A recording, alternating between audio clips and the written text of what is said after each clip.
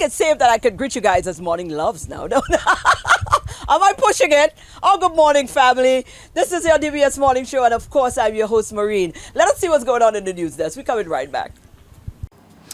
The Water and Sewage Company, WASCO, is stepping up water conservation measures ahead of a declaration of a water-related emergency. This follows extensive discussions with stakeholder agencies, including the Met Services, the Water Resources Management Agency, and the National Emergency Management Organization, or NEMO. We wish to announce that this application of a declaration of water-related emergency was approved by the Cabinet of Ministers yesterday. All consumers of potable water of St. Lucia are therefore urged to restrict the use of potable water for non-potable uses. WASCO's CEO emphasized the need for coordinated action and special regulations to reduce wastage of potable water at this time. The company, that's WASCO, is recommending essential usage as water necessary to sustain human and animal lives and to maintain standards of hygiene and sanitation. In law enforcement news, on Friday, May 10th, the Royal St. Lucia Police Force, the RSLPF, recovered an unlawful or illegal firearm and ammunition in Lacqua Mingo in Marigot. After this recovery, 4 individuals were arrested and charged for possession of ammunition and possession of a firearm. The 4 were escorted to the First District Court for the purpose of bail, where each person was granted bail under the following stipulations. Siobhan John, $25,000 cash, suitable surety or land documents. Shaquan Joseph, $25,000 cash, suitable surety or land documents. Dillian Gonzague, $25,000 cash, suitable surety or land documents. And Maximin Duncan, $25,000 cash, suitable surety or land documents as well. Are the St. Lucia National Trust and the Government of St. Lucia at odds? Very public and frank statements by the Tourism Minister at Monday's pre-cabinet press briefing seem to suggest that. The bone of contention, the use of the Pigeon Island National Landmark for mass crowd events, including the St. Lucia Jazz and Arts Festival. Tourism Minister Dr. Ernest Hilaire has announced the plans to meet with the Trust on the issue. Because it is a historical site which has to be preserved, but it's also a national park which must be accessible to St. Lucians to use it in a responsible way. I don't think we should be pushing out, St. Lucians from the park and pushing out certain activities from there. We have to find a way to manage it properly. And, that has to be a very open discussion and let all ideas contend. My approach is to say to everybody, put your ideas on the table. And collectively, let's bring all the ideas together and decide the best way forward. We cannot have a small clique, deciding that they alone have the right to say what happens and what doesn't happen. In February, the Trust, the National Trust that is, and Events St. Lucia participated in a stakeholder consultation aimed at devising a collaborative, strategic, and solutions-oriented approach to the staging of events at the Pigeon Island site.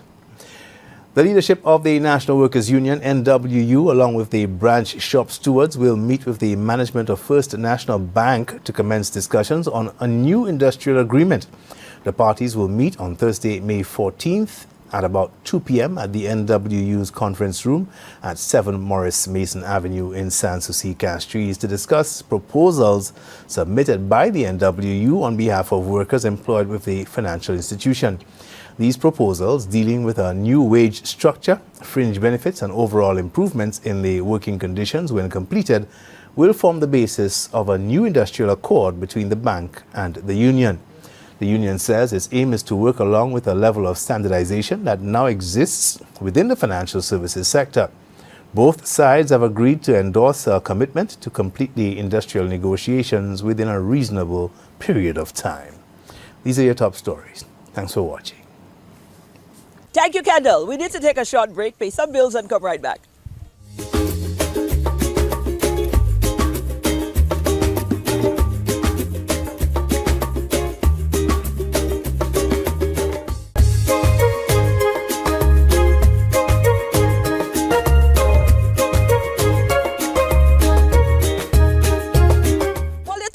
a Sarah Chronicles lady. And I say, all right, well, let's bring her on. Let's see what's going on. And lo and behold, when we got to the chatting part of the thing, I realized how vital this young lady is. Now take a look at this. Here with Sarah Joseph, well, Sarah Chronicles. If you know anything, if you know, you know, Sarah Chronicles. And I think this morning we want to find out a little bit more about Sarah Chronicles because if you know the Joseph part, then lucky you. But I think it's up to her to let you know if you want to. She want to let you on that level. But we're talking Sarah Chronicles this morning, Yes, life coach. Yeah, how long have you been involved in this? I've actually been doing life coaching on a site for like 5 years now. I'd say it started in 2019. Okay. Yes. What made you decided you wanted to go that route? Well, to be honest, I always knew I wanted to help people when I was little. So, I started wanting to be a doctor. Then I decided I wanted to be a nurse. Right. Then I leveled up. I decided I wanted to be a therapist. And then I said, you know what? I want to be a counselor. And then I was like, I want to be a chef. So then all of those have different professions, but they have one thing in common, which is that they serve. And they want to help others. Wow. So I always knew I wanted to serve. I just didn't settle on what. In what capacity? Yes. What made you decide? What made you realize that this is the capacity in which you were called to serve? When I went through my own personal changes, and as well as I got a mentor myself, which is similar to life coaching, and I realized the impact it has on people's lives, and I'm like, okay, I want to do that. Right. I want to do that. All right. So you have picked up the mantle. You have been doing it. Yes. Since you started, what are some of the things to note that that has kept you there? I love the reaction that my clients get when they say, Sarah, you helped me achieve this, or where they get more confident, where they switch up their wardrobe. I like to be like, I have a part in that. Where they go after their dreams, their goals. I love hearing people talk about what they love. Right. And help them get that as well. Wow. What are some of the things you like to, would you consider you gravitate more towards in terms of your mentorship? I actually deal with persons going through quarter life crisis. It's actually similar to midlife crisis, but I don't feel like people talk about it a lot because they see the ages of 20s to 30s supposed to be the best years of your life. So it kind of undermines people that's actually going through certain stuff, like periods of feeling stress, confusion, different situations can actually trigger that, whether it be transition from school to work life, to from career change, relationships, grieving, first time going and live on your own. All of those things can stem up different emotions that we actually channel. And if we don't actually act on it, it can happen to be a longer period that doesn't need to be. So that's what I actually focus on. Wow. Yes. No, I am impressed now. Okay, now you started to impress me. Now, because everybody normally focus on midlife crisis. and we've got so many of the preteens, Yes, and we they do. go through a lot trying to find themselves. Yes. Oh, so so that's what I actually focus You on. fit yourself Yes. nicely into that niche like this. All right. So what is it? Have you been seeing the clientele? Have they been coming in? Have it been difficult trying to get them to realize that I exists? got officially certified last year, and it's only this year I took it as a business. Before it was just a hobby, but right now it's officially a business. So I've been trying to put myself out there online. Right. So Yeah. for young persons, within that. Yeah, millennials. The millennials. Right. If they're facing any challenges, how do they reach you? How do they reach out to you? How easy it is to get to you? My most active account is my Instagram, which is Life Coach Sarah _, and you'll be able to I post daily motivational stuff, helpful tips that they could actually implement right away to start seeing results and stuff. When should someone decide? Because you might be at home, you're not even realizing that this Right, is what you're I'm actually going through something. What are some of the signs when one should take note and say, well, okay, maybe I should give Sarah a call? There is a period where we normally sit a lot. If you find yourself questioning, like, what am I doing with my life? Is that how my life is going to be for the next couple of years? Or I want to do something differently? Or you feel like you have that burning desire at the back of your mind, like, I always wanted to build this, and you keep pushing it backwards.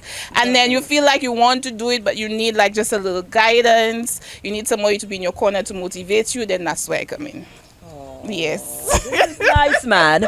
And put out your things again, because I'm thinking this is vital. A lot of our young people is probably was looking for an avenue like this. So put out your reach again, your contact. Yes, so it's Instagram, Life Coach Sarah _, and you have direct access to me. You could also message me on WhatsApp 732-1600.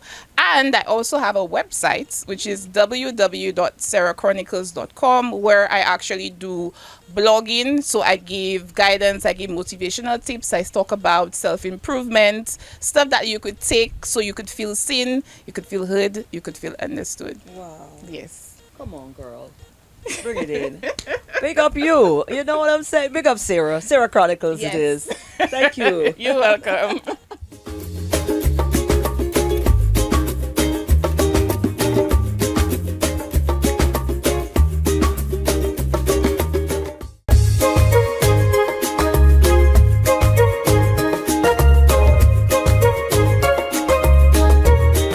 Here's what's going on.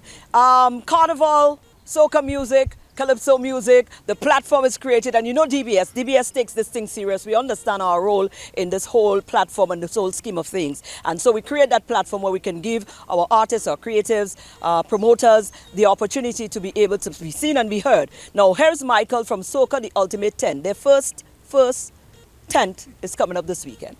You already know the backdrop coming up the heels of jazz is Carnival, right there. Lucian Carnival, Lucian Vaval. Of course, Soca the Ultimate Tent has become a staple. They have been doing the thing, you know, creating that platform to really rope in all of the other sectors of the musical art form. You know, the power soca people, the deadly segment people, the groovy people. Michael is here with us because the tent is about to do their first event. First for the 2024 Carnival season. As we normally do, right off the back of jazz finish, next page. I like that, next page. So it's carnival right away. So our first event is Saturday 18th of May at the pavilion in Rodney Bay, or what we call the ramp. You going inside? We going inside. You taking it inside? We going inside. Yes. Why you decide to? You know we like the bacchanal outside. No, why did you decide to do the indoors? We can still bacchanal on the inside, but you know we need to stay fresh and relevant, and not don't continue doing the same things over and over. So added to us going inside, we're also looking to go to other parts of the island and not have all our events stationed in the north. All right, break it down for us. Where you at right now? Soca the Ultimate 10. Do you have more members on board? What is it looking like? What kind of year are you looking to have? Again, we're looking to have another great year, but we in our 8th year, and we always have new members. What's exciting for me this year, I think we have 3 new females. Okay. 3 new females, and then we started an event where a rhythm, just letting a little out of the bag that only females on that rhythm. So how are you going to sing it? We performing? Yeah. We still have space, you know. Well, all right, let me do it then. You have all female and you and me and Gassa, what kind of thing is that? All right, so you're planning to create that platform within your avenue to sort of highlight and give the ladies some real presence. Yeah, we need to give Keisha and Sergis some strength, because it's been the 2 of them only for a long time, and you know. Right. Well, how many shows do you think you want to have over the season? In this carnival season, we're looking to do at least 3 shows, and we're going to continue after the carnival season as well. But during the carnival season, I was about to ask you that. Events. I mean, during the carnival season, now that you've established the thing, can we look forward to seeing some out of carnival season performances and platform being created for the artists as well? We've done it before. We lacked on it a little, but we've done it before, and we have gone as far as New York and hosted events. Really? Under the Soca Ultimate Tent umbrella. I didn't know that. Yeah. I think we did that in our first 3 years. Wow. We actually traveled with a crew of artists, and then we put on international shows. Oh, so is that something that is probably on the pipeline again? Something we definitely looking at doing again, or continuing, I should say. Right. Again, what is your mandate? What is your theme? What did you hope to accomplish under that umbrella? What we're really trying to do is get the music out early, and also to give artists a platform to perform and show their talent and express themselves. A lot of time we see the same set of artists on the bigger shows, which is not a problem. We have no problem with that, but we also need to highlight, almost like grassroots, highlight who's coming up and who's trying and who is interested in the art form. Sort of like a grooming process, you could help to prepare them for the bigger stage. And we also try to give a full production, so in the event that they get that call to perform on the bigger stages, they know what to expect, they know what to look for, they know what they're doing. Wonderful. All right. Well, anything, the floor is yours. Anything you want to throw out there before we go? Saturday, of course, is the first show. Saturday, May 18th, Pavilion, that's on the ramp, what we call the ramp, Rodney Bay. First 100 people pay $20 and $25 after. Oh. You're going to expect a full cast, a full production. Right.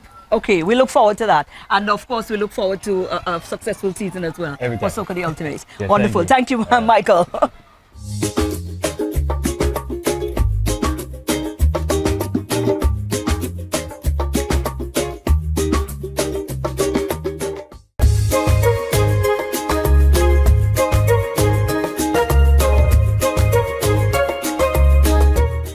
Right, and now let's go there. We go in there. We're keeping it on the same note, by the way. Carnival is definitely back. Lucian Mass. Of course, KPT, Keep People Talking, TC Brown and Blaze. We caught up with those guys. They have their first tent on tonight. They tell us it's going to be just amazing. So you might have to get up this weekend and go out, even if you didn't plan to.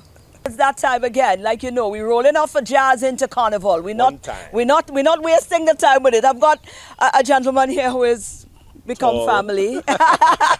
And of course, we've got Blaze over here. TC Brown and Blaze in the same space with me. So you know we're talking KPT. Good vibes. That's good vibes, man. Good vibes. Keep them talking. Kaiso Pros 10. Keep Keep them people talking. Keep people talking. Kaiso people time. Listen, Yeah, I can't believe I read all of that to that shot and I still get it wrong. No, sir, something not right. Yeah, TC, what's going on? We good. We're excited, Maureen. We're super excited. We reached out to this point. You know, like you rightfully said, it was all jazz. We had to hold our focus within jazz and prepare for this Saturday. And we're super excited. We believe we have a wonderful cast. We have some interesting songs. And we're going to put on a real good show come Saturday at the National Cultural Center. Wonderful. No, Mr. Blaze, you're part of the mastermind and all of that as well. Coming off of the backdrop of last year. Last year, you guys definitely solidified your presence in this field. What is this year looking like? This year looking even better, and I'll tell you why. First night, which is Saturday, is called Colors of Life. So you have to come with your favorite colors, bring your friends, family, bring everybody, and come and enjoy a what you call it, a wave, or ocean of colors, man. Come do photos, come and enjoy a tent night. If you've never been to a tent, come and enjoy a tent. Now, not just saying that, we have the original KPTians in the house, and they have much improved. Plus, we're bringing new KPTians. I was about to We're ask bringing that. new KPTians to the... And let me tell you, we're spitting fire. We're spitting real fire. Super excited. So I'm saying that not because it's my tent, but I listening to the rehearsals yesterday, because we're leading up to the night. So I'm listening to the rehearsals yesterday. I'm like, what? Right. What? Wonderful. No, Mr. Brown, let's come over to you now. Mr. Brown, not meaning his respect, I have, so that is just... Mr. Brown. Yeah, Mr. Brown. Mr. Brown, let's talk. You're a man, you're in the industry, you know what's up, here we are right now.